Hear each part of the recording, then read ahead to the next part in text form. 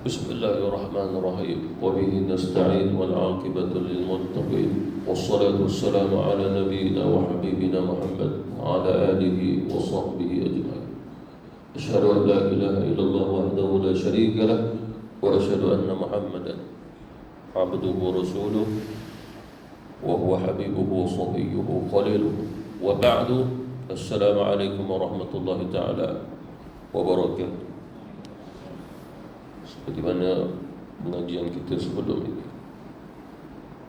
mengambil hikmah penghayatan daripada apa yang difirmankan oleh Allah Subhanahu wa ta'ala tentang kemuliaan, keistimewaannya manusia. Allah Subhanahu wa ta'ala memuliakannya, seperti mana firman Allah, walaqad karramna bani Adam, dan sesungguhnya kami telah memuliakan seluruh anak-anak Adam. Ayat ini hukumnya umum untuk seluruhnya sekali. Selain daripada itu, Allah Subhanahu wa ta'ala mengistimewakan akan manusia ini, sehingga Allah Subhanahu wa ta'ala memerintahkan para malaikat untuk beri perhormatan kepada Nabi Adam alaihi salatu wassalam. Sehingga ada satu makhluk yang bernama Azazil, kedudukan ibadahnya setaraf seperti mana ibadahnya para malaikat di langit. Namanya Azazil. Dalam hadis Rasulullah sallallahu alaihi wasallam, Azazil itu juga namanya Al-Harith. Dia ahli ibadah, dia daripada bangsa jin. Bahkan sebelum Allah Subhanahu wa ta'ala menciptakan Adam alaihi wasallam, ada jenis jin yang Allah Subhanahu wa ta'ala beri kemampuan padanya sehingga dia boleh terbang sampai ke langit. Antaranya Azazil. Dia beribadah kepada Allah Subhanahu wa ta'ala di langit, selain daripada dia beribadah kepada Allah di bumi. Kemudian, oleh kerana kedudukannya dengan para malaikat itu di sudut ibadahnya sama, lalu Allah Subhanahu wa ta'ala memanggilnya juga sebagai malaikat. Seperti mana kata Abdullah bin Abbas radhiyallahu anhu, iblis itu malaikat, cuma bukan daripada nur, dia daripada api. Maksud malaikat di sini dari sudut tarafnya ibadah, tetapi bukan maksudnya malaikat di sudut penciptaan. Itu saja perbezaan. Dia adalah malaikat yang mukallaf, sedangkan malaikat yang lain tidak mukallaf. Maksud mukallaf adalah dia juga diperintah, lalu perintah itu menjadi satu hukum dan syariat buat dia. Kalau dia melaksanakannya, dia dapat pahala. Kalau sekiranya dia enggan, dia mendapat hukuman dosa. Itu usul yang perlu kita ketahui. Lalu Allah Subhanahu wa ta'ala memerintahkan akan para malaikat termasuk dia untuk melakukan sujud pada Adam. Maknanya sujud di sini bukan sujud ibadah. Sujud ibadah telah disepakati oleh ulama hanya untuk Allah Subhanahu wa ta'ala saja. Sujud ibadah yang dimaksudkan sehingga menyembahnya, memujinya, itu sembah, itu dikaitkan dengan ibadah. Tetapi sujudnya akan para malaikat bukan untuk tujuan itu. Sebagai ulama menyatakan bahawasanya Allah Subhanahu wa ta'ala jadikan Adam alaihi wassalam sebagai kiblat. Dan kata ulama, perintah sujud ini tidak berlaku di langit, dia berlaku di bumi. Bahkan sebagai ulama tafsir menyatakan, di manakah Adam alaihi salatu wassalam sewaktu Allah Subhanahu wa ta'ala perintah malaikat sujud padanya? Jawapannya di bumi, bukan di langit. Ya, seperti mana firman Allah Subhanahu wa ta'ala, wa idh qala rabbuka lil malaikati inni ja'ilun fil ardi khalifah. Lalu ulama membawa akan dalil fil ardi, di bumi ini. Dan Allah Subhanahu wa ta'ala tidak menyatakan fis samai, itu di langit. Seperti mana yang saya dengar daripada guru saya, bahawasanya ulama kita menyatakan perkara itu tidak berlaku di langit, tapi perkara itu berlaku di bumi. Dan adakah seluruh malaikat diperintah oleh Allah Subhanahu wa taala untuk sujud pada Adam? Jawapannya juga bukan seluruh malaikat. Lalu malaikat yang mana diperintah oleh Allah Subhanahu wa taala untuk beri penghormatan pada Adam? Jawapannya adalah malaikat di bumi. Ada malaikat di langit, ada juga malaikat di bumi. Lalu Azazil ini bertempat di mana? Dia juga bertempat di bumi, cuma dia mempunyai kemampuan untuk pergi sampai ke langit. Itu yang perlu kita ketahui. Jadi malaikat Jibril, Israfil, kiraman katibin, malaikat muqarrabin, dia tidak termasuk. Yang termasuk adalah para malaikat yang berada di bumi saja. Seperti mana dalam riwayat, malaikat di bumi ini juga Allah Subhanahu wa taala perintah untuk mereka lakukan tawaf. Dan kiblatnya para malaikat pada ketika itu namanya Baitul Ma'mur. Baitul Ma'mur, mereka tawaf. Dan mereka juga salat menghadap ke kiblat Baitul Ma'mur. Malaikat salat ke? Ya, Allah Subhanahu wa taala juga memerintahkan para malaikat salat. Seperti mana di Rasulullah, apabila kita solat, malaikat pun turut solat bersama kita.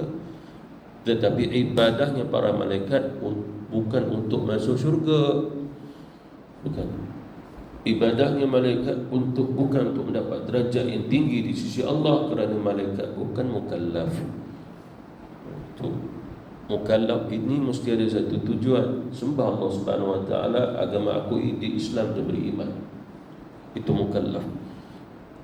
Yang mukallaf dua saja, jin dan juga manusia. Sehingga yang mukallaf ini Allah Subhanahu wa taala menghijab banyak perkara, terhijab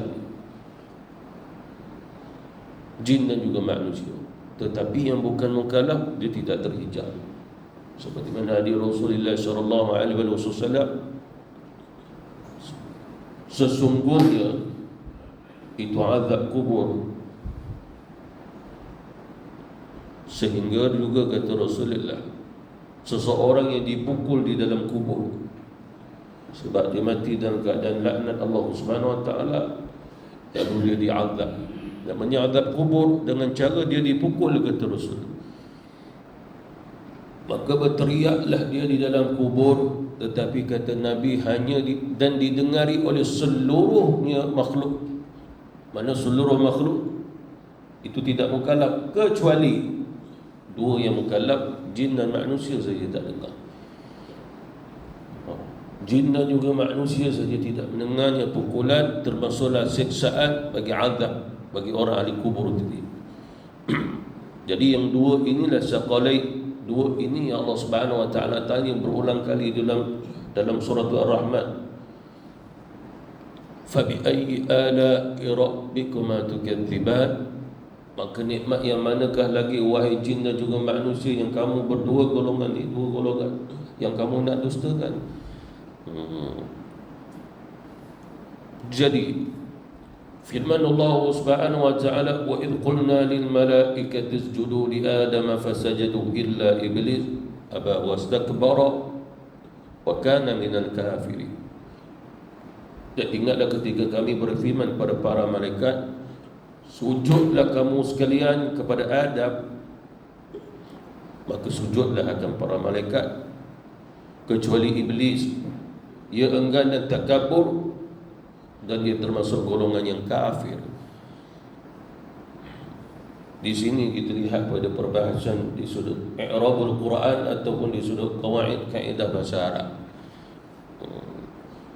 Kita dalam alam Melayu kita pun ada bahasa kita yang kita ta'rifkan, istilahkan dan fahami dengan ta'rif serta istilahnya.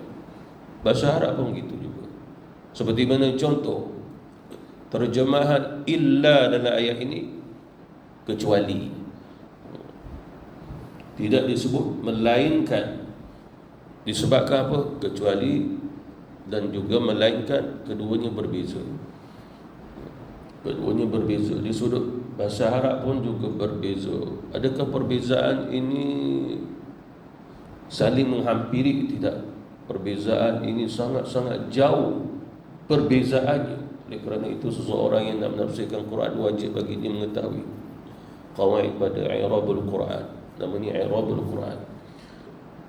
Kalimahnya illa di sudut i'rabul Quran ataupun ilmu nahwu, di sudut kaedah ilmu nahwu, dia disebut sebagai istisna. Istisna ni mana? Istisna ni adalah pengecualian berlaku dan atas perbuatan. Maksudnya begini, sujudlah malaikat kecuali iblis. Illa di situ diterjemahkan dengan kecuali. Di sudut bahasa Arab disebut istisna. Apa maksudnya? Para malaikat sujud dan yang tidak termasuk sujud adalah iblis. Ini menunjukkan bahawa iblis memang tidak ada perbuatan sujud. Itu pasal diterjemahkan illa. Kalau kita menterjemahkan melainkan iblis, satu kesalahan yang besar, disebabkan sujudnya para malaikat melainkan iblis. Iblis itu sebenarnya kalau ikutnya dia kembali balik pada i'rab harusun. Makna dia mesti termasuk juga malaikat yang sujud. Jadi terjemahannya tidak tepat. Saya bagikan contoh di sudut bahasa Melayu. Ahmad bangun, bukan, Ahmad berdiri kecuali Muhammad. Ahmad berdiri kecuali Muhammad. Apa maksudnya di sini? Yang berdiri itu Ahmad, Muhammad tidak berdiri. Okey. Illa kat situ maksudnya kecuali Muhammad, makna Muhammad tidak berdiri di sini. Itu adalah istisna. Diterjemahkan kecuali. Kalau sekiranya hurufnya harusun, melainkan, semuanya itu berdiri melainkan Muhammad. Apa maksudnya di sini? Maksudnya adalah tidak tepat dari sudut terjemahan. Lalu yang tepatnya bagaimana? Yang tepatnya adalah tidaklah yang berdiri melainkan hanya Muhammad bersama orang yang berdiri. Maksudnya di sini bahawasanya Muhammad termasuk kelompok orang yang berdiri juga. Jadi melainkan dengan kecuali adanya perbezaan. Bila disebutnya melainkan, dia termasuk kelompok orang yang berdiri juga. Seperti mana dalam ayat ini Allah Subhanahu wa taala menyatakan, maka sujudlah malaikat kecuali iblis. Iblis ini tak termasuk daripada perbuatan sujud tadi. Itu pasal diterjemahkan dengan illa, kecuali. Kalau kita terjemahkan dengan melainkan, maka iblis termasuk yang sujud juga. Kaedahnya begitu. Seperti mana contoh kita baca la ilaha illallah, illa di situ. Ulama menyatakan illa di sini istisna, kecuali. Apa maksudnya di sini? Tidak ada Tuhan yang disembah kecuali Allah. Kalau diambil pada makna istisna, sebab saya tengok pada i'rabul Quran ada ulama-ulama menetapkan illa di sini istisna. Apa maksudnya? Sebab saya pernah juga mendengar antara guru-guru yang mensyarahkan la ilaha illallah.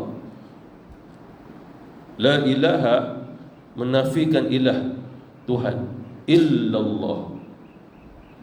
Maknanya menunjukkan bahawasanya Allah Subhanahu wa taala tidak termasuk ilah di sini. Ilah di sini seluruh orang yang boleh mengaku ilah. Sehingga ada orang mengatakan batu itu ilah, patung, maknanya selain daripada Allah juga dikatakan Tuhan, tapi bukan hakikat. Jadi kita menafikan. Bahkan ada manusia yang menyembah manusia, lalu dia dimasukkan pada ilah kat sini. La ilaha, lalu kita menafikan. Ilaha ini menunjukkan bukan Allah Subhanahu wa taala kalau dibaca dengan istisna, kecuali. Bukannya diterjemahkan melainkan. Jadi maksudnya apa di sini? Maksudnya adalah Allah Subhanahu wa taala tidak termasuk la ilaha, kalimat ilaha illallah, maknanya Allah Subhanahu wa taala itu tak termasuk ilah. Tapi Allah Subhanahu wa taala bila disebut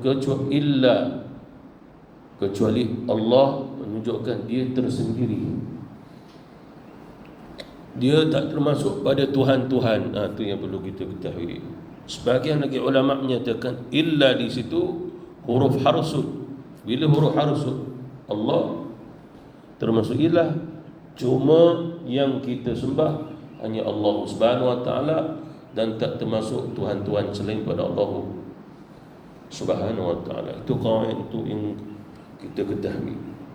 Seperti mana contoh, saya berikan contoh berkaitan dengan illa kat sini lagi. Wa ma khalaqatul jinna wal insa illa liya'budun. Tidaklah aku menciptakan akan jin dan juga manusia illa. Jadi kita nak terjemahkan dia sebagai kecuali ataupun melainkan. Jawapannya kata ulama di surah i'rabul Quran bukan kecuali tapi melainkan. Mengapa agaknya? Sebab jin dan juga manusia termasuk kelompok yang diperintah oleh Allah Subhanahu wa taala untuk menyembahnya. Maka mereka termasuk. Bila mereka termasuk, maka dia tidak diterjemahkan dengan kecuali tetapi melainkan. Mana tidaklah aku menciptakan jin dan juga manusia melainkan agar mereka menyembahku. Kawaid pada kaedah. Seperti mana contoh juga pada ayat yang lain,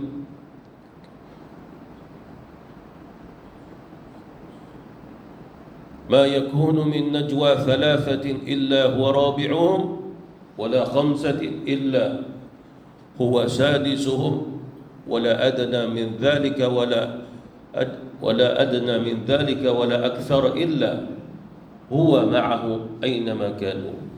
Ke situ ada beberapa illa. Ma yakunu min najwa thalathatin, tidaklah 3 orang yang berbicara, illa huwa rabi'uhum, kecuali Allah Subhanahu wa taala yang keempat.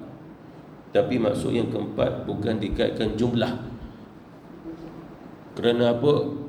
Kerana illa di sini, illa huwa hurufnya harsun. Bila hurufnya harsun bukan bermaksud tidaklah 3 orang yang berbisik sesama mereka, kecuali Allah yang keempat. Bila disebut kecuali Allah yang keempat, Allah tidak mengetahui 3 orang yang berbisik. Mustahil di sudut akidah Allah tidak mengetahui orang yang berbisik. Sedangkan Allah Subhanahu wa taala berfirman, alam tara anna Allah ya'lamu ma fis samawati wa ma fil ard. Apakah kamu tidak memperhatikan bahawasanya Allah Subhanahu wa taala mengetahui di langit dan juga di bumi? Ayat yang lain, alam ta'lamu anna Allah ya'lamu sirrahum wa najwahum. Apakah kamu tidak mengetahui? Ayat juga dibaca alam ya'lamu. Apakah mereka tidak mengetahui bahawasanya Allah Subhanahu wa taala itu mengetahui apa yang telah dirahsiakan dan apa yang dibisikkan. Jadi kalau diterjemahkan illa di sini kecuali, makna Allah Subhanahu wa taala tidak mengetahui 3 orang yang berbisik. Jadi rabi'uhum bukan menunjukkan jumlah seperti mana kita kata orang pertama, orang tiga, orang keempat. Allah orang pertama, orang kedua, orang tiga, Allah yang keempat.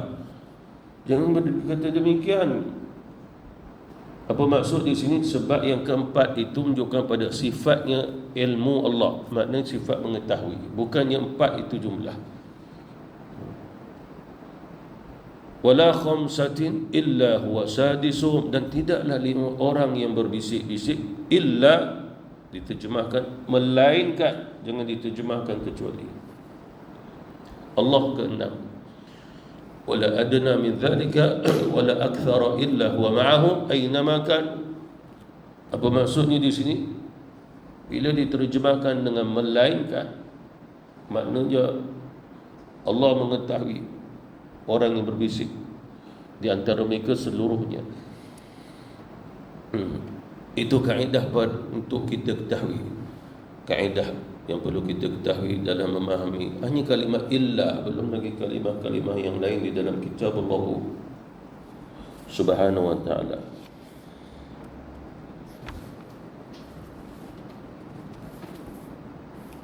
Dan hendaklah kita ketahui bahawasanya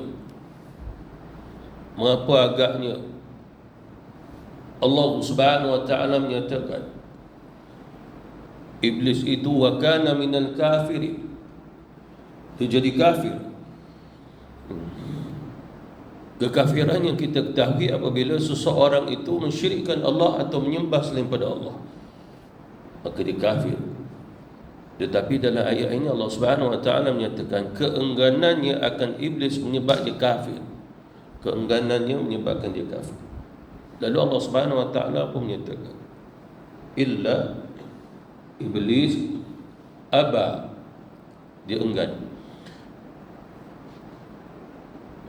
Di sudut bahasa Arab, aba di sini adalah menolak secara keras, takkan mahu selama-lamanya. Kalau disuruh kali yang kedua, kedua pun tak mahu. Disuruh kali ketiga, tiga pun tak mahu. Itu aba, sangat keras menolakkannya. Makna menunjukkan iblis sangat-sangat memusuhinya Adam. Hanya soalannya, mengapa dia perlu memusuhi Adam? Jawapannya, dia iri hati terhadap Adam kerana dia ahli ibadah, kedudukannya al-alim, minal alim. Dia rasa kehebatannya setara malaikat di langit, malaikat di bumi, malaikat di langit. Ibadahnya setara dengan malaikat-malaikat yang di langit. Bila dia merasai bahawasanya ibadahnya sangat tinggilah kedudukan ibadahnya, menyebabkan tidak mengapa kalau dia tidak sujud kepada Adam. Allah Subhanahu wa ta'ala perintah, enggan dia, aba, tak mau secara keras yang perintah Allah Subhanahu wa ta'ala. Lalu Allah Subhanahu wa ta'ala bertanya kepada dia, wahai iblis, apa yang menghalangi kamu untuk tidak mahu sujud kepada Adam? Lalu Allah Subhanahu wa ta'ala juga sebut dalam beberapa ayat, dalam beberapa surah, ada juga yang dijawab oleh iblis, aku lebih baik daripada Adam kerana aku dicipta daripada api, dia dicipta daripada tanah. Khalaqtani min nari, cuma di sudut gaya dia berbicara, dia tidak menisbahkan Allah menciptakan dia daripada api. Aku diciptakan daripada api. Apa maksudnya? Hakikatnya Allah Subhanahu wa ta'ala yang menciptakan dia, tapi dia menerima dia sebagai makhluk daripada api. Sangat mulia, sangat istimewa, sangat hebat. Sedangkan Adam daripada tanah, dia tidak ada kemuliaan, dia tidak ada apalah. Lalu soalannya, adakah layak baginya berbicara? Adakah layak baginya beranggapan gitu? Sedangkan api ke tanah ke adalah makhluk yang dicipta oleh Allah. Allah Subhanahu wa ta'ala menciptakan api, tapi Allah tidak memuliakannya. Allah menciptakannya. Bahkan api neraka pun api juga, dan tidak ada api di dalam syurga. Okey. Lalu dia menganggap dia mulia, walaupun dia adalah berasal daripada mimari marij, itu api yang menyala, pucuk api itu. Bahkan api neraka tu pun, api yang berada di dunia ni pun kata Rasulullah berasal daripada pucuk api neraka. Satu riwayat yang lain daripada setitiknya daripada api neraka. Itulah jin. Kana minal jin illa iblis kana minal jin, itu dia. Lalu wastakbara, sombong dia. Sifat kesombongan bukan sifat yang layak bagi makhluk yang mukallaf. Para malaikat Allah tidak mukallaf, tidak pernah mereka sombong sebab mereka tidak mukallaf, dan mereka tidak pernah mengenal kesombongan mereka. Kesombongan hanya Allah saja. Allah Subhanahu wa ta'ala layak dia sombong. Walaupun dia sombong, dia kasih. Raja-raja dunia dulu-dulu, bila dia sombong, dia tak suka, dia kata bunuh je orang tu. Kesombongannya dalam kerajaan dia. Macam Firaun lah, sombong sangat. Dia tak suka orang tu, bunuh dia. Siapa lagi yang menghalangi aku? bunuh dia. Sombong. Lalu Allah Subhanahu wa taala menyebut iblis juga termasuk wastakbara. Sombong dia. Sedangkan kesombongan tidak layak bagi dia. Wa kana minal kafirin, yang terakhir jadi kafir. Bila jadi kafir apa maksudnya? Makhluk yang dilaknat. Tidak ada rahmat Allah sampai pada dia. Jauh daripada kebaikan dan juga rahmat. Akhirnya diberi nama iblis. Tidak lagi diberi nama Azazil. Tidak lagi diberi nama Al-Haris, tetapi namanya adalah iblis. Kelompok daripada kelompoknya jin yang diberi nama iblis. Ablas kalimah asalnya. Ablas maknanya dah terusir daripada rahmat dan kebaikan. Cuma yang perlu kita perhatikan di sini, mengapa agaknya Allah Subhanahu wa taala menyatakan dia sombong? Disebabkan astakbarta, hai iblis, apakah layak untuk kamu jadi yang makhluk yang sombong? Allah yang kata dia dah sombong. Am kunta minal ali, adakah kau dah termasuk golongan yang tinggi seperti mana malaikat-malaikat di langit tu? Kau rasa begitu ke? Ini menunjukkan bahawasanya Allah Subhanahu wa taala tidak berkenan kepada makhluk yang mukallaf ini setelah beribadah dia merasai dia ahli ibadah. Allah Subhanahu wa taala juga tidak suka apabila orang yang telah beribadah lalu mengatakan dia menjadi hebat kerana ibadah. Contohnya adalah iblis tadi. Allah bertanya kepada dia, am kunta minal ali, yang menyebabkan engkau enggan untuk melakukan dengan apa yang aku perintah sebab engkau telah mengakui engkau ahli, kedudukannya hebat, kedudukannya tinggi, yang menyebabkan engkau tidak perlunya taat dengan perintahku. Memang betul dia merasai demikian, seperti mana kata Abdullah bin Abbas radhiyallahu anhuma, iblis sebenarnya dia nak banyak ibadah sebab dia nak bersaing dengan malaikat, agar malaikat melihat dia lebih tinggi daripada mereka. Tapi malaikat Allah Subhanahu wa taala tidak ada sifat demikian kerana tidak mukallaf. Apa maksudnya? Urusan tentang ibadahnya akan iblis ini bukan urusannya para malaikat, bukan urusannya Jibril, bukan urusannya Mikail untuk melihat wah hebatnya mana Azazil dalam ibadahnya. Tidak ada. Dia syok sendiri. Dia rasa dia hebat.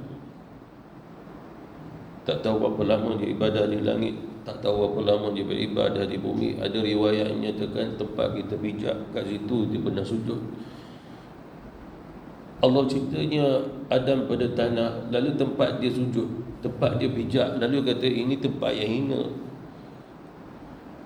Tidak ada masalah Allah nak menciptakan daripada sesuatu yang hina, tetapi Allah Subhanahu wa taala berkuasa memilih untuk memuliakannya. Itu Allah, sebab Allah yang cipta. Kembali kepada Allah, fa'alul liman yurid, dia berkehendak untuk memuliakan walaupun mimma'in mahid, daripada air yang hina sekalipun. Bahkan yang masuk syurga ni pun yang berasal pada air yang hina ni juga, daripada tanah juga. Lalu iblis dia tidak melihat diri dia daripada api neraka, asal usul api daripada neraka, dia tidak melihatnya. Itu yang menyebabkan dia sombong. Oleh kerana itulah dalam hal ini Allah Subhanahu wa taala mengajar kita ibadah saja, sehingga jangan melihat kita sebagai ahli ibadah. Sehingga ulama mengajar kita, kalau seorang pendakwah dakwah saja, jangan kata saya pendakwah, saya telah berdakwah, seolah-olah dia telah melakukan kesempurnaan dakwah pada umat Islam.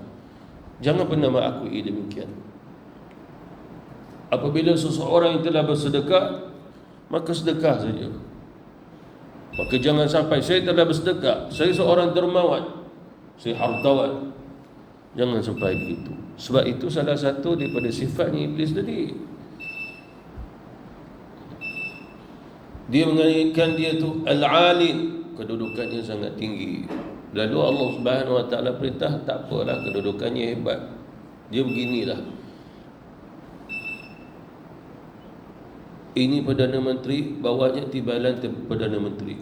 Ada kalanya Perdana Menteri nak nasihat timbalan Perdana Menteri pun tak jalan. Ini contoh. Kemudian pula timbalan Perdana Menteri nak menasihati Perdana Menteri pun tak jalan. Apa maksudnya? Kedudukannya seolah-olah macam seranking jugalah, hanya saja pada timbalan rendah sikit, tapi sebenarnya ranking pemikiran sama je. Jadi iblis ini baginya mempunyai kedudukan macam Perdana Menteri, sebab dia bukan Tuhan. Tuhan tetap Allah. Dia mengenal Allah Subhanahu Wa Taala. Bahkan apabila dia berbicara dengan Allah, apa dia sebut? Bi'izzatika, demi keagunganmu ya Allah. Iblis, demi keagunganmu ya Allah. Bahkan iblis tahu Allah Subhanahu Wa Taala Tuhan dia. Iblis pun berdoa, mohon. Dalam surah Al-A'raf Allah Subhanahu Wa Taala bercerita iblis itu berdoa. Soalannya mustajab atau tidak? Mustajab. Allah dah laknatnya, fakhruj innaka minas sagirin, keluarlah engkau. Maknanya kedudukan derajat sebagai malaikat dah tak ada dah pada iblis. Tak ada pada Azazil, zero dah. Tak tahu berapa lama dia beribadah, Allah gugurkan. Seperti mana firman Allah Subhanahu Wa Taala, wa may yartadid minkum an dini fayamut wa huwa kafir fahabitat a'maluhum fid dunya wal akhirah.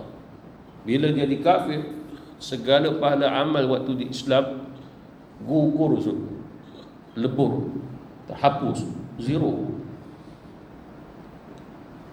Dan dia tahu kedudukan dia begitu. Sebab Allah kata, keluarlah kamu. Keluar di sini menunjukkan bukan keluar pada syurga, sebab dia bukan berada di syurga yang kekal, dia berada di langit dia. Maksud keluar adalah keluar daripada lapisan langit, begitu. Walaupun kadang-kadang kita mendengar orang nafsirkannya keluar pada syurga. Soalannya syurga yang mana ini? Sebab iblis tak pernah masuk syurga. Sebab syurga kekal di akhirat setelah Allah Subhanahu Wa Taala kiamat kalam ni. Hanya orang beriman saja memasukinya dengan amalan mereka. Bukan syurga kekal kata ulama. Maka fakhrud yang dimaksudkan keluarlah daripada ini kelompok malaikat di langit. Keluar kau, jangan duduk di langit lagi. Lalu kemudian dia duduk di mana? Bumi. Sehingga kata Rasulullah SAW, dia masih mampu pergi ke langit, tapi di lapisan langit dunia ni. Langit dunia maksudnya apa? Belum sampai langit tambah. Hadis sahih Rasulullah pernah sebut, dulu jin ada sayap, sekarang pun jin ada sayap juga. Ada yang tak ada sayap. Ada jenis jin yang mana dengan sayapnya dia terbang boleh sampai ke langit dunia. Bukan langit tama, langit dunia.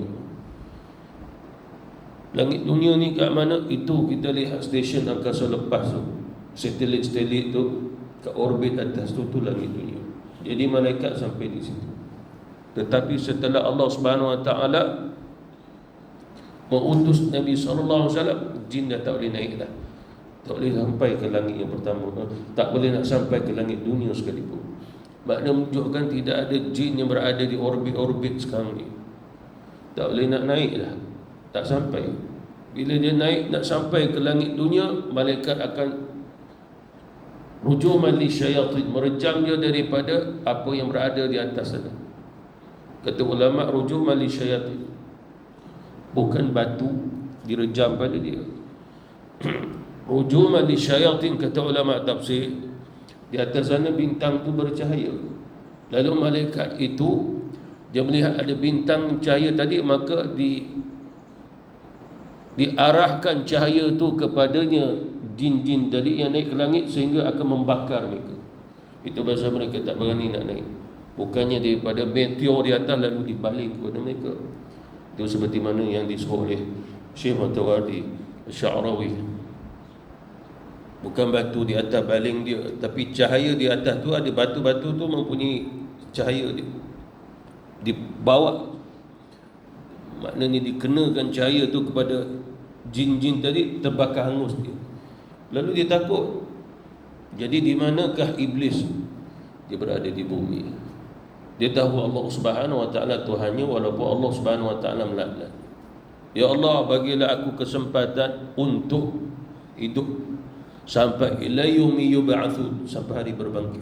Lalu Allah Subhanahu wa taala kata, ya, engkau termasuk makhluk yang aku tangguhkan kematian sampai hari berbangkit nanti. Maknanya usianya iblis ini sangat panjang. Sangat panjang. Bahkan dia kata kepada Allah Subhanahu wa taala, ya Allah, kerana engkau menghukumku sesat, dia kata Allah yang hukum dia sesat, maka aku akan mengganggu anak-anak Adam depan, belakang, kanan, kiri, sehingga mereka tak jadi orang yang bersyukur, maknanya orang yang kufur. Kufur ini tak ada ibadah kepada Allah Subhanahu wa taala. Lalu Allah Subhanahu wa taala menyatakan, silakanlah ganggu akan hamba-hambaku itu. Aku sentiasa akan memberi hidayah kepada mereka. Disebabkan syaitan ataupun iblis hanya diberi kemampuan untuk mewaskan manusia. Dia tidak mampu untuk menyebabkan manusia jadi lupa. Kecuali yang kafir, yang kufur, memang dia akan lupa kepada Allah sebab syaitan telah menguasai dia. Bagi orang Islam yang beriman, dia sekadar mewas-waskan saja. Nak menyebabkan kita lupa kepada Allah, tak ada. Sebab lupa kepada Allah adalah kesyirikan. Maksud lupa di sini adalah lupa keseluruhan Allah sebagai pencipta. Seperti mana firman Allah Subhanahu wa taala, istahwadha alaihimus syaitan fa ansahum dzikrullah. Maka syaitan telah menguasai manusia sehingga manusia itu lupakan Allah. Lalu kata ulama, maksud syaitan berjaya melupakan manusia adalah manusia tadi telah dikuasai syaitan, hidupnya kafir dan kufur kepada Allah. Maksud ayat ni. Kemudian kisah yang lain, apa yang kita ketahui bahawasanya Adam alaihi salatu wassalam, Allah Subhanahu wa taala melarangnya.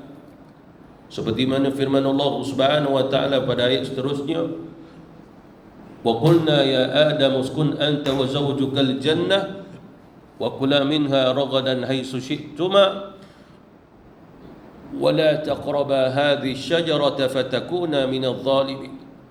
Dan Allah Subhanahu wa taala berfirman, firman kepada siapa? Wahai Adam,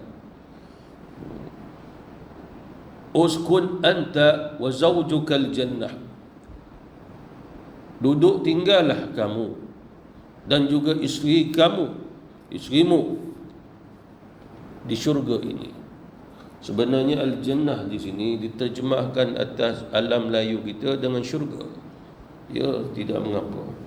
Akan tetapi ulama kita ditanya, ini diterjemahkan dengan syurga al-jannah. Akan tetapi adakah ini syurga yang bakal dimasuki oleh orang yang beriman di akhirat? Syurga Adnin, syurga Jannatul Ma'wa, syurga Firdaus. Adakah Adam alaihi salam memang berduduk tinggal berada di syurga yang kekal itu? Jawapan ulama, tidak. Tapi Allah sebut al-jannah. Al-jannah yang dimaksudkan adalah taman-taman yang penuh dengan kenikmatan dan juga keindahan. Tidak semestinya syurga kekal. Bahkan sebagian ulama menyatakan, antaranya Imam Abu Hanifah bila ditanya tentang ini Adam dan juga Hawa isterinya berduduk tinggal di mana, jawapannya di bumi ini, kata Imam Abu Hanifah. Pengalaman saya dengan ulama-ulama Al-Azhar dalam menafsirkan ayat ini juga mengatakan kembali dengan firman Allah, inni ja'ilun fil ardi khalifah, di muka bumi. Hanya saja ketika itu bumi ini mana ada manusia, sangat indah, sangat cantik, sebab tidak pernah dirosakkan oleh tangan manusia, sebab manusia memang tak ada. Bukan ada jin ke sebelum tu? Ya, tidak dinafikan ada jin, tapi jin telah dihalau, ada yang dibinasakan oleh Allah Subhanahu wa taala, sehingga tidak ada lagi kerosakan yang bumi mereka cantik. Lalu itulah Allah Subhanahu Wa Taala menyatakan al-jannah itu ada kecantikan di muka bumi. Makna bumi ni dulunya sebelum manusia buat huru hara kerosakan dengan atas bumi, ibarat macam taman-taman syurga. Ibarat seperti mana taman-taman syurga. Allah Subhanahu Wa Taala menyebut al-jannah. Lalu kata ulama, waktu itu Adam dan juga Hawa di bumi. Allah kata wa kula minha ragadan. Kamu berdua makanlah makanan-makanannya ini ragadan, macam-macam. Haitsu syi'tuma, di mana saja kamu tengok pohon ini ada buahnya, makanlah. Wala taqraba hadhihi syajara, janganlah kamu dekati akan pohon ini. Maknanya Allah Subhanahu Wa Taala kata makan. Cuma ada satu pohon, jangan hampir. Bila jangan hampir maknanya adalah jangan makan buahnya. Jangan berurusanlah dengan pokok tu, dengan pohon itu. Hanya ulama kita khilaf pohon apa. Nabi tidak menyebut pohonnya pohon apa. Allah Subhanahu Wa Taala hanya menyebut ada pohon di dalamnya. Maknanya di tempat Allah Subhanahu Wa Taala letak Adam dan juga Hawa. Di taman-taman dunia lah. Lalu di sini ulama nyatakan pohon itu dengan cara ijtihad, penalaran, pendapat saja. Seperti mana kata Abdullah bin Abbas, anggur. Dalam kitab Taurat kata Abdullah bin Abbas adalah gandum merah, gandum. Wallahu ta'ala. Nah, tapi ini pendapat. Oleh kerana apabila ulama kata ini hanya pendapat, walaupun pendapat sahabat, tapi bukan mu'tamad, itu ijtihad. Lalu kata ulama, hanya Allah saja yang tahu pohon apa. Allah tidak menyatakan secara khusus nama pohonnya. Allah hanya menyebut pohon saja, umum. Kita tidak tahu pohon apa. Wallahu a'lam. Fatakuna minadh zalimin, disebabkan kalau kamu ambil hampir makan buahnya, nanti kamu jadi zalim. Zalim maknanya apa? Aku kata jangan, kamu buat. Salahlah kamu. Sebab apa? Kamu itu mukallaf. Kalau kamu tak buat, nanti kamu dapat dosa dan hukuman. Itulah maksud mukallaf. Para malaikat Allah la ya'sunallaha ma amarahu. Para malaikat bila Allah suruh, dia tidak pernah mengerti, tak perlu buat. Mukallaf, Allah suruh, dia boleh tak buat. Begitu. Itu pasal malaikat tak perlu makan, tak perlu minum, tak perlu bersyahwat, tidak perlu jantan tina, laki perempuan. Disebabkan apa? Dia tidak ada pilihan. Malaikat ada mana ada pilihan nak berkahwin, nak bercinta dengan sesama dia. Itu pasal Allah Subhanahu Wa Taala menciptakan malaikat bukan keadaan seperti mana dia menciptakan manusia, ada jantinanya, ada syahwatnya, berbeza. Jadi yang ada tadi itu, itulah mukallaf.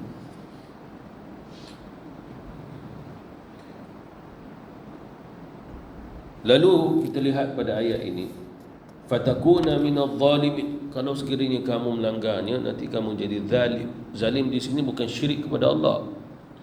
Sebab batasan kezaliman ada yang sampai yang paling besar. Paling besar adalah syirik. Inna syirka la zulmun azim. Sesungguhnya syirik kezaliman yang paling besar sekali.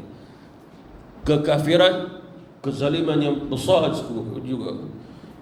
Tetapi kalau buat kesalahan macam Adam alaihissalam, dia tidak sampai kepada kesyirikan. Maknanya apa yang dilakukan oleh Adam adalah sifatnya Allah masukkan dalam Adam.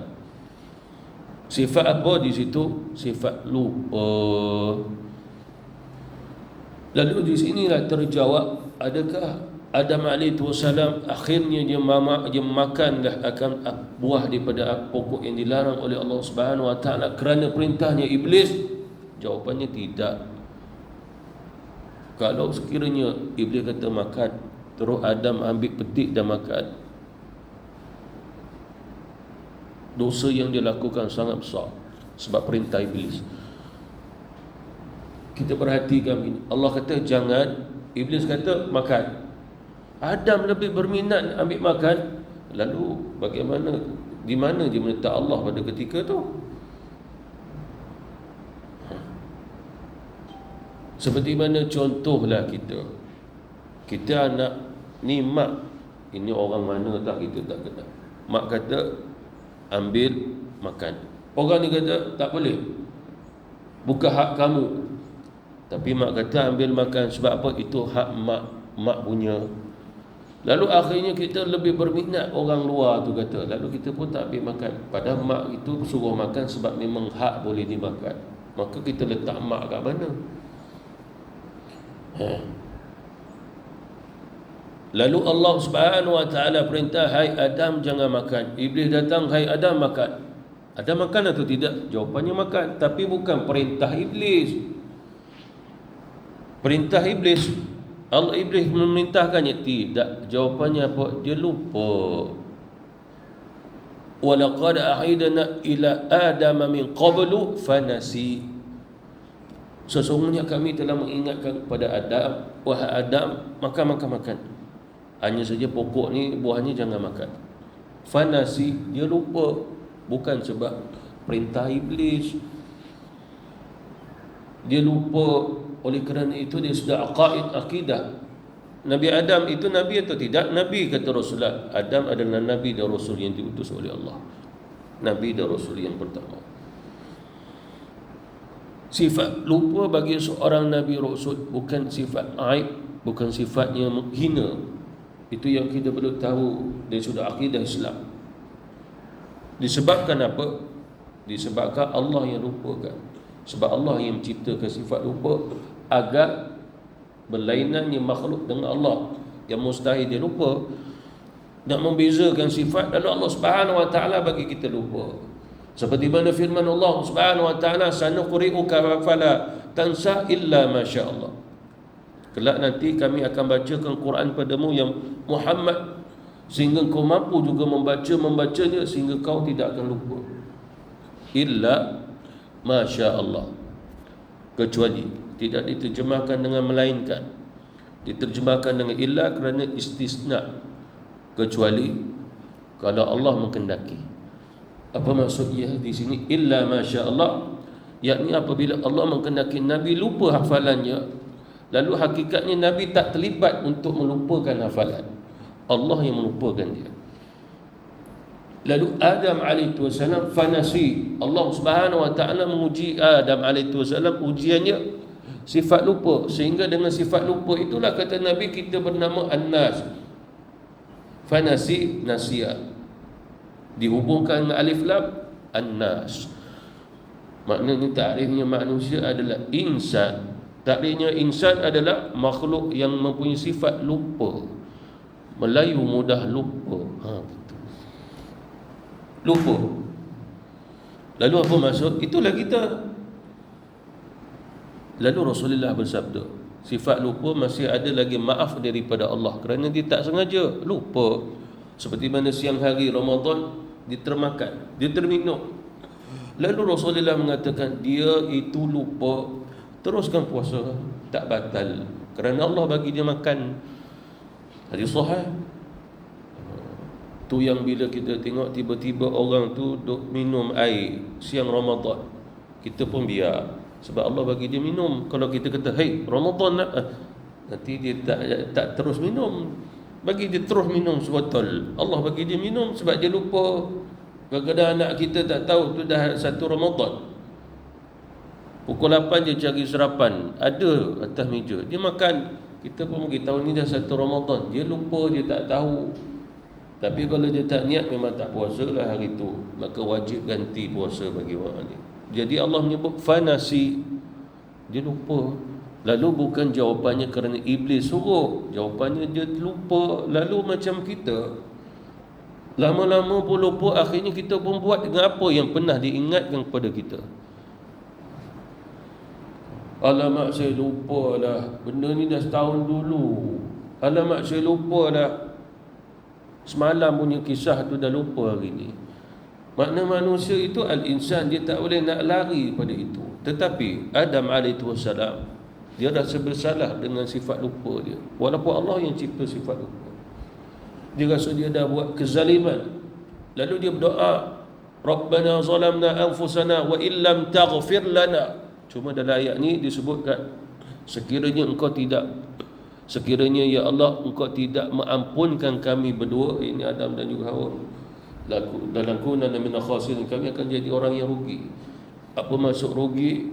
Rugi ni hidup tanpa barakah, kebaikan lagi. Dia akan makan, dia akan minum, dia akan hidup, tapi tidak ada erti. Itu kerugian. Contoh orang berniaga, modalnya 1 juta, tidak ada pulangan walaupun dah setahun, 1 sen pun tak ada keuntungannya.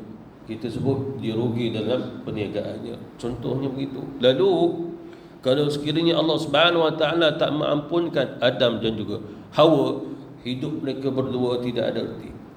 Padahal ini adalah zan, sangkaan Adam saja sebagai seorang hamba Allah Subhanahu Wa Taala yang rasa bersalah.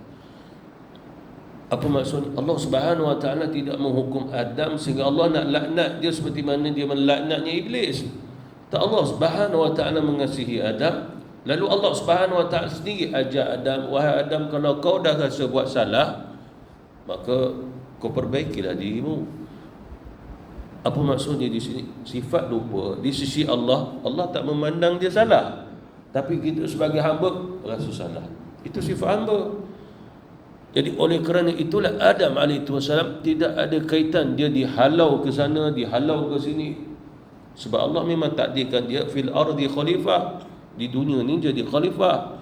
Bukan bermaksud Adam kena halau keluar daripada syurga sebab dia makan buah yang dilarang. Bukan. Kalau ada tafsiran begitu, tu dia kata ulama, tafsiran itu perlu diperbaiki dan dibetulkan balik. Kata ulama-ulama kita, Adam itu sendiri keluar pada jannah, bukan syurga kekal. Keluar daripada keadaan keindahan, keluar di situ bukannya cara Allah menghalaunya, tapi Allah Subhanahu Wa Taala nak jadi dia khalifah. Sebab apa? Kalau dia berlazat di taman itu, bila nak jadi khalifahnya? Bilanya boleh Hawa ini nak beranak pinak, dia kena keluar dulu dengan kelazatan keindahan duniawi. Bila dia keluar, barulah mereka itu sehinggalah beranak-beranaklah akan Hawa, sampailah kita anak cucu cicit dia. Bahkan kata Abdullah bin Abbas radhiyallahu anhu, waktu Adam AS dengan Hawa di bumi lah, maksudnya di taman itu, lebih kurang 150 tahun mereka berdua tidak ada anak.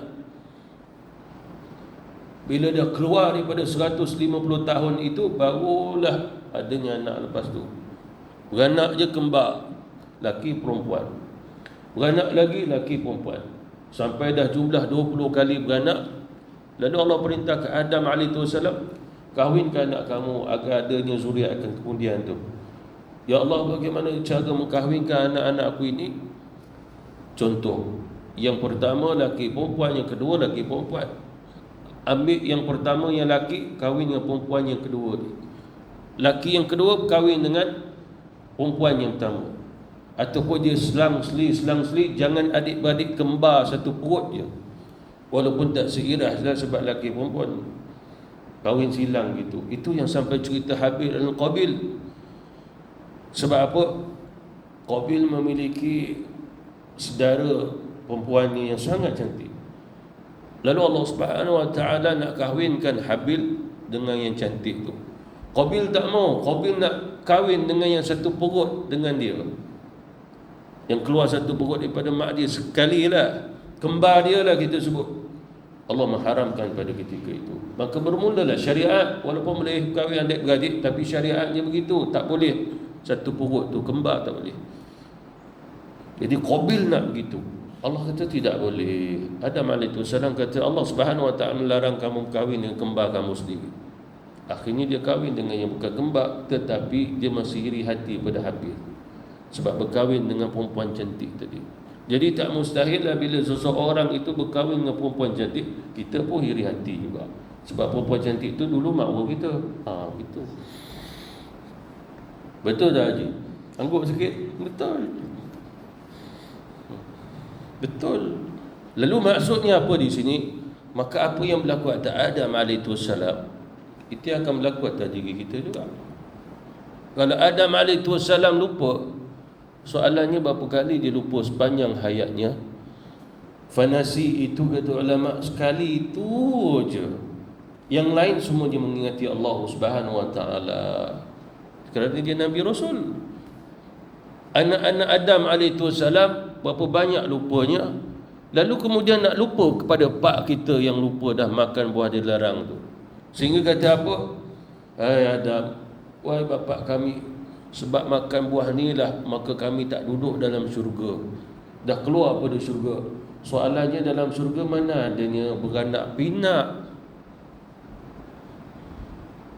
Adam dengan Hawa sewaktu di Al-Jannah tadi, kata ulama tafsir, tidak ada anaknya. Bahkan mereka tak bersama walaupun dah berkahwin. Lalu bila mereka mula bersama, bila mereka dah keluar pada Al-Jannah, Adam bersedia jadi khalifah. Barulah mereka bersama, barulah mulanya Hawa itu hamil dan beranak. Itu kisahnya, aturannya. Jadi jangan berfikir dengannya akal begitu. Sehingga tengok kita ni sebenarnya duduk di bumi, asalnya kita syurga. Kalau Adam tak makan, kita semua duduk dalam syurga. Masalahnya macam mana kita boleh ada di syurga sedangkan tak ada beranak pinak dalam syurga. Itu. Jadi begitulah maksudnya orang hari ni apabila dia bercerita, dia mengikut penalaran akal dia. Padahal kisah hakikatnya bukan begitu. Salah satu lagi yang saya dengar, Adam itu makan sebab perintah iblis. Hakikatnya pun bukan begitu. Sebab Allah menjawabnya, fanasi, dia lupa. Lupa di sini hubungan diri dia, bukan hubungan dengan iblis. Maksudnya apa? Kalau iblis tu tak mewaswaskan dia, fawaslahu syaitan, tetap ada makan juga sebab dia lupa. Macam kita jugalah, kat kebun kita tu macam-macam buah. Lepas tu isteri kata, bang, ni pokok ni buah je abang jangan makan lah. Pokok ni saya rasa buah dia ni ada racun, yang lain-lain makanlah. Contoh, mungkin sikit kita tahu dah pokok jenis macam ni jangan makan sebab dalam kebun kita macam-macam pokok. Baiklah, mungkin setahun kita ingat, oh pokok ni jangan makan buah dia. Tahun kedua pun sama, tahun ketiga sama. Isteri meninggal, kita masuk kebun terus ambil makan, lupa terus. Sebab isteri dah tak nampak, dah meninggal, dia punya wasiat dah tak nampak. Jadi tidak mustahil berlaku atas kita. Setiap bulan kita bayar hutang, tiba-tiba bank call, cik ada due lah, ada yang belum bayar tak masuk dalam akaun lagi ni. Alamak, saya lupa lah. Begitu. Apa maksudnya? Lalu Allah Subhanahu Wa Taala utuslah Nabi Rasul untuk mengingatkan kita yang selalu lupa tu. Itu yang kata ulama, kesan seseorang tu ingat sesuatu adalah kesan daripada dia mengingati Allah. Seseorang yang lazim mengingati Allah, dia akan ingat macam-macam. Lebih-lebih daripada apa yang difirmankan oleh Allah Subhanahu Wa Taala dan disabdakan oleh Nabi. Sebab kesannya mengingati Allah.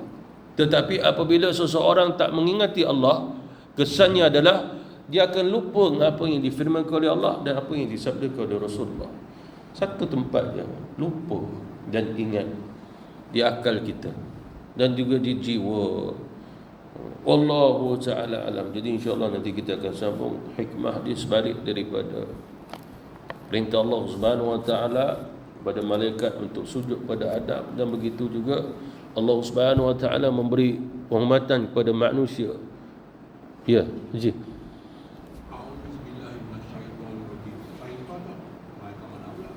Syaitan itu adalah sifat di sudut i'rabul Quran. Dia na'at ni sifat, bukan hakikat. Dia sifat. Sifatnya macam ni. Kita manusia itu hakikat, tapi sifat kita ada sifat lupa. Sifat kita sifatnya lemah. Sifat kita ada lapar, ada dahaga, begitu. Jadi jin tadi Allah beri sifat, siapa yang ingkar kepada Allah, sifatnya syaitan. Disebabkan maksud di sudut bahasa Arab asy-syaitan ataupun kalimah asalnya syatana. Syatana bermaksud ba'uda minal khair wa rahmah. Dia telah diusir, dijauhkan daripada rahmat dan juga kebaikan daripada Allah. Lalu bila disebutnya syaitan, walaupun ada jin yang bernama iblis, maka dia jauh daripada rahmat Allah. Sebab semua syaitan adalah jin, tapi bukan semua jin tu syaitan. Jangan kita kata semua jin syaitan, marah je, bukan dia masuk dalam perut. Yang masuk tu jin Islam. Sebab bukan semua jin itu kafir, tapi ada jin yang kafir, ada jin yang Islam. Bahkan Rasulullah diperintah oleh Allah untuk berdakwah pada jin, dan jin pun masuk Islam. Kita solat, ada jin bersama kita solat. Kita ada dalam majlis ilmu, dia juga duduk dalam majlis ilmu. Sebab dia mukallaf. Dia mukallaf. Wakil-wakil yang datang kita punya kuliah ni, nanti dia bagi tahu dekat keluarga dia, kat orang kampung dia, tadi aku pergi kuliah, sekian-sekian cerita tentang kita lah. Mujur bukan kita ni iblis. Iblis tu Azazil. Kita jin, Azazil pun jin, Ifrit pun jin. Jadi mana datangnya syaitan, itu adalah sifat, bukan hakikat. Hakikat dia jin. Gitu. Hakikatnya jin. Dan bukan semua jin itu syaitan. Syaitan hanya dinisbahkan kepada yang kufur kepada Allah, terdiri pada manusia dan juga jin. Orang Arab dulu menamai syaitan juga kepada haiwan yang buat jahat. Haiwan ni syaitan dia. Bahkan kita dalam alam Melayu, orang ini ni fulan bin fulan syaitan. Bahkan dalam Quran pun Allah Subhanahu wa taala menyebut, wa idza khalau ila syayatinihim, apabila mereka pun kembali pada syaitan-syaitan mereka, pada golongan munafik. Sehingga ulama nyatakan syaitan tidak dikhususkan bagi bangsa jin yang kufur kepada Allah, tapi termasuk manusia pun syaitan yang kufur kepada Allah. Dalilnya mana? Min syarril waswasil khannas alladhi yuwaswisu fi sudurin nas minal jinnati wan nas. Jadi bila kita baca a'udzubillahi minasyaitonir rajim, jangan kita kata makhluk yang halus. Makhluk yang nampak jauh lebih bahaya daripada syaitan yang halus. Syaitan tu makhluk yang gaib dan halus. Dia hanya boleh bisik kepada kita, tapi dia tak boleh nak buat apa. Yang jahatnya syaitan manusia. Sebab apa? Kita tak dengar lagi yang masuk mahkamah tu jin mencuri. Yang kita dengar orang yang mencuri. Kita pun tak dengar jin membunuh. Yang ada orang membunuh. Bahkan kita pun tak biasa dengar jin minum arak, joget-joget. Yang ada manusia. Sehingga satu riwayat kata ulama kita, bahawasanya syaitan daripada manusia jauh lebih keras berbanding syaitan daripada jin. Mengapa? Yang memerangi Islam itu syaitan daripada manusia, bukan syaitan daripada jin. Jin tu sendiri tak boleh mengangkat senjata. Dia datang was-was je. Bagaimana? Dalam perang dia akan datang. Dia bisa, baik kau balik sekarang, tidak mati kau. Itu isimu dekat rumah jadi janda, anak-anak jadi yatim, siapa nak bagi makan? Pergi lari balik. Itu dia bisik. Itu yang perlu kita ketahui. Itu pasal orang munafik telah dibisiki oleh syaitan, istahwadha alaihimu syaitanu fa'ansahum zikrullah. Akhirnya ulaika hizbus syaitan. Dia buka parti syaitan.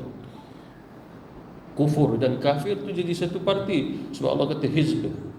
Hizb tu golongan parti dia.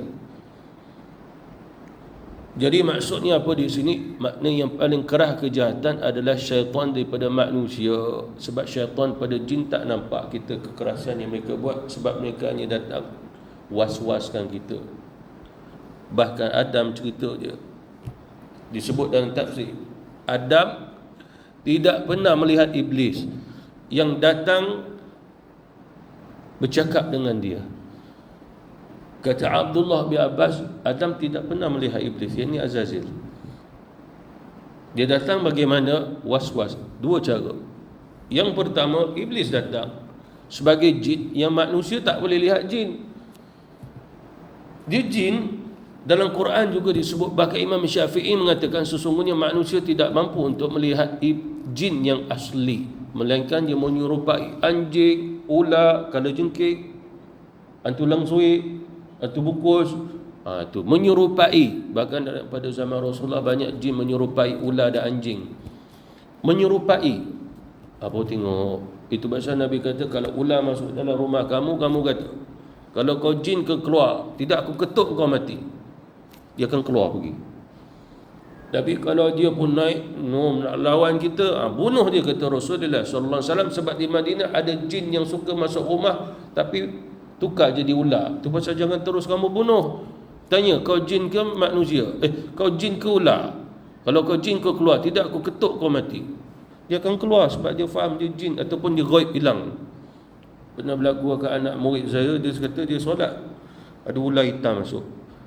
Habis dia bagi salam, dia kata, kalau kau jin, kau keluar. Kalau sekiranya kau ular, aku bunuh kau. Aku ketuk. Lepas tu hilang terus. Macam magic show pula. Maknanya dia jin. Lalu apa maksudnya di sini? Adam AS tak pernah melihatnya Azazil ataupun Iblis. Lalu apa yang dia dapat? Datang Iblis, bisik. Itulah maksud was-was tadi. Abdullah bin Abbas radhiyallahu anhuma mengatakan di dalamnya ataupun tempat jannah tadi ada haiwan. Antaranya ular. Ular waktu tu kata Abdullah bin Abbas ada kaki. Wallahu alam, ini sekadar cerita dalam tafsir saja. Apa pun Allah saja yang mengetahui. Iblis tadi dia pergi masuk ke ular, duduk di siung dia. Lalu dia berbicara. Wahai Adam, sekian. Lalu Adam AS tidak tahu bahawasanya adanya iblis di taringnya ular tu, berbicara dengan mulutnya ular. Lalu hadis Rasulullah sanadnya sahih, Allah melaknatnya syaitan dan ular itu, sehingga Allah Subhanahu Wa Taala menghilangkan kakinya. Sehingga Nabi menyebut hadis sahih, kita istiharkan ular dalam musuh kita. Tapi orang hari ini cium-cium dia. Sehingga Rasulullah kata, apabila kamu menjumpai ular, maka bunuhlah dia walaupun bagaimana cara sekalipun. Hadis sahih. Sehingga ulama menyatakan bahawasanya kita boleh membunuh ular walaupun dalam solat sekalipun, tak batal solat. Itu kalau ular kecil lah. Kalau macam anaconda tu kita lari juga. Apa maksudnya di sini? Allah Subhanahu Wa Taala cerita kepada kita begitu. Nabi pun menyatakan bahawa ular adalah musuh kita. Maknanya jangan kamu bersahabat dengan ular, sebab sahabat baik ular adalah jin, syaitan tadi. Itu pasal ular ni dia boleh bersifat laju. Sebab bersama dengannya adalah jin yang bersifat laju tadi. Dia banyak cerita lah. Nanti habis pukul 8 pula, habis kita berhenti. Wallahu ta'ala alam. Subhanakallahumma bihamdika asyhadu an la ilaha illa anta astaghfiruka wa atubu ilaik.